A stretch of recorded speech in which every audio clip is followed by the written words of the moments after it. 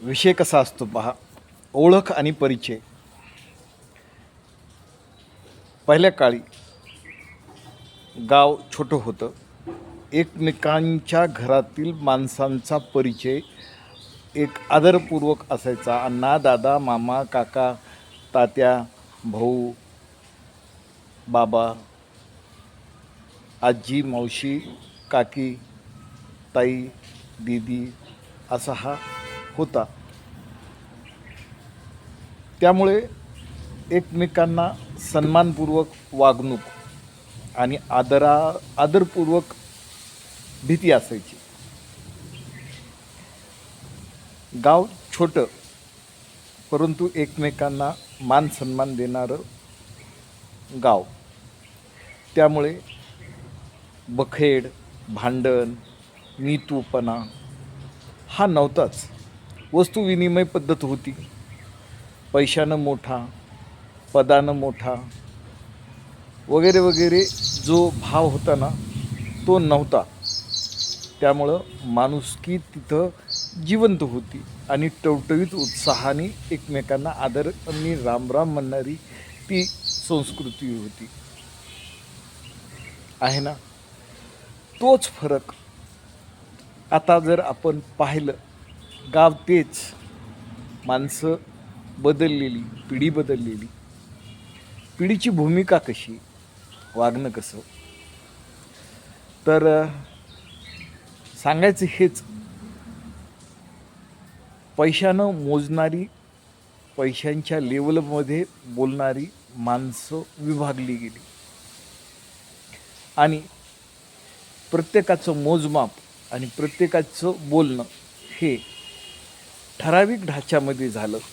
त्यामुळं माणसं एकमेकांपासून दुरावलेली आहेत. गाड्या झाल्या, 2 व्हीकल झाल्या, 3 व्हीकल झाल्या, 4 व्हीकलही झाल्या. शिक्षणाने माणसं मोठी झाली, पदस्थ आहेत, बुद्धिवान आहेत, 3-4 भाषाही येतात. पण प्रेमाची, आपुलकीची, माणुसकीची भाषा हरवलेली माणसं गावात. चिकलामातीची होती, माळवजाची घरं होती, पत्र्याची घरं होती, शेणानं सारवलेली घरं होती, पण तिथं मायेची ऊब होती. माणसं माणसाला जपणारी माणुसकी होती. आज काय, जो तो गंभीर चेहऱ्याने एकमेकाकडे कुत्सित नजरेनं आणि तिरस्कार भूमिकेतून पाहतो, म्हणजे माणुसकी हरवलेली माणसं आहेत.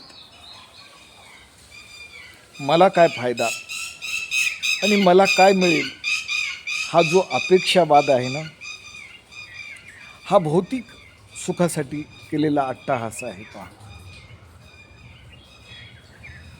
बोलायला अनेक विषय आहेत आणि बोलकेपण माणसातलं हरवत चाललेलं आहे. हा जो भाव आहे ना, हे कळणं म्हणजे हा बदल आहे. बदललेली परिस्थिती, बदलती माणसं, कारण पिढी बदलली, स्वभाव बदलला.